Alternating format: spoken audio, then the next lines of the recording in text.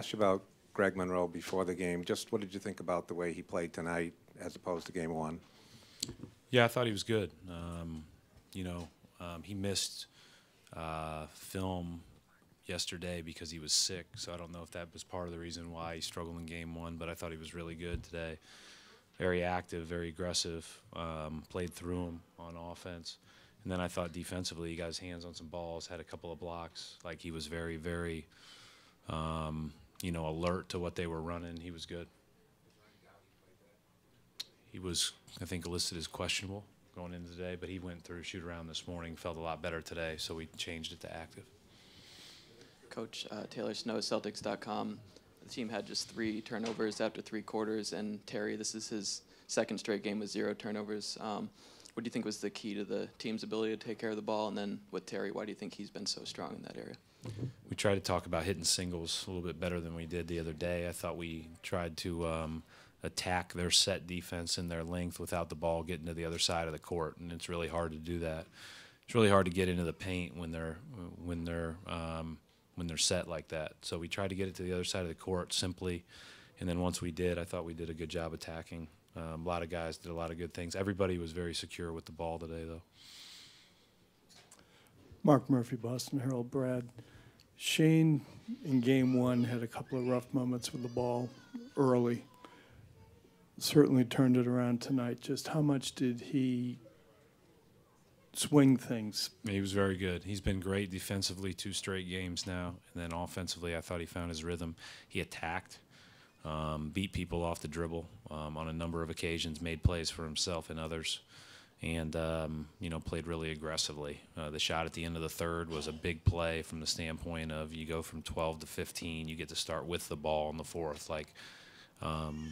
It's a huge, huge difference. He made a ton of big plays, and defensively he's been great all year, but the last 2 games he's been very good. Brad, Steve Balpett, Boston Herald.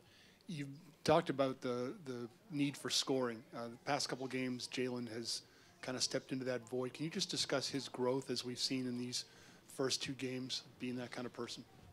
Well, I think Jalen loves the moment. I think he really appreciates the opportunity, to compete on this stage and at this level. And we've seen him against the better teams in the league all year be able to really raise his level in some of the biggest games.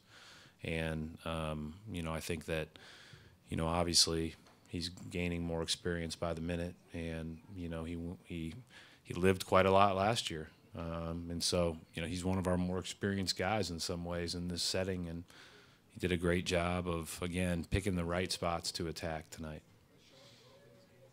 I would say that obviously he's had a great year when you consider from a growth standpoint in almost every category from my eyes. And I thought defensively he was very good tonight. I mean, Middleton's a handful. And when Jalen made it as tough as he could on him, and obviously Middleton ended up with 25, and a lot of times that was against switches and different matchups. But, I mean, he's doing a great job on both ends for us. Brad, Jay King, The Athletic. When the Bucks went small with Giannis at the 5 the other night, you guys went small. Today you went big for a stretch with Monroe in there and also used Gershon. When you go that big against them, especially their small unit, what are the keys for you and what convinced you to go to that tonight? Well, I think it helps to do that when you're up 15 late. I think that the bottom line is that we knew we could post Monroe with whoever was going to guard him in that setting. And if they switched Giannis onto him, we could still post him, or we could post Al against whoever the guard was that was guarding Al. So Al's ability to guard perimeter players and Gershon's ability to guard perimeter players, I think, gives us some flexibility there. Brad, Chris Mannix with Yahoo. Along those same lines, with so many guys coming in and out of the lineup in the last few weeks, or really all season, how valuable is a guy like Al in sort of establishing the connectivity out there on the floor, helping right away? Yeah, I mean, and Al is very locked into what's going on in the game. I mean, he's thinking about it at a high level. He, we switched his rotation in the second half so that he was going to be more of a 3-stint player instead of 2. And he is He is flexible as far as whatever you want to do, but he is really locked in to all the different matchups that he may have to guard, and number one being Giannis. I thought second game in a row, I feel like we did a great job on Giannis. He ended up 13 of 17 for 30 points. He's impossible to guard.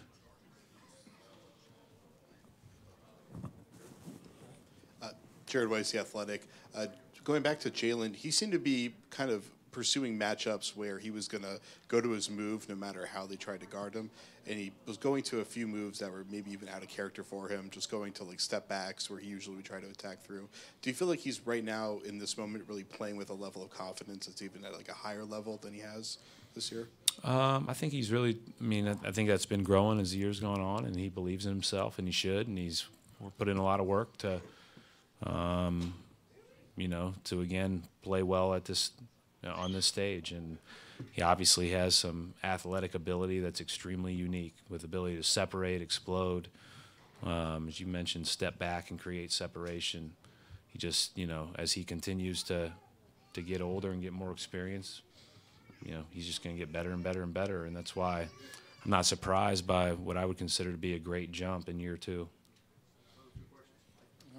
Brad, Mike Petralia, CLNS Media. The confidence with which the team played early on from the get-go seemed pretty significant. I'm just curious, your observations in the first couple of minutes, if you noticed that high energy you guys are playing with. Yeah, we felt really good about how we guarded them the other day. We didn't feel great about our attack. We felt like we could improve offensively quite a bit from that game, and so I thought our guys were excited to play. And I thought that hopefully, we can play more possessions like we did tonight. But they were clearly very locked in on both sides of the ball, and you better be, or else you'll get beat in this setting in the playoffs. Coach Mark D'Amico, Celtics.com. A little bit different scenario for you guys right now than it was a year ago after your first two home games in the first round. What is the key to maintaining an edge now as you go on the road, being up 2-0 as opposed to being down 2-0? Yeah, if we don't play with an edge, we'll get beat by 30.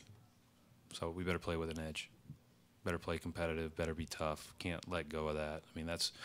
You don't have a chance if you don't do that. That's kind of who we've been. That's why we've got very good players. We've got very versatile players. We've got very confident players. We care about the game. We care about each other. But first and foremost, we've got really competitive guys. And, if you don't compete, you're going to get beat. The game will be honest. Thanks.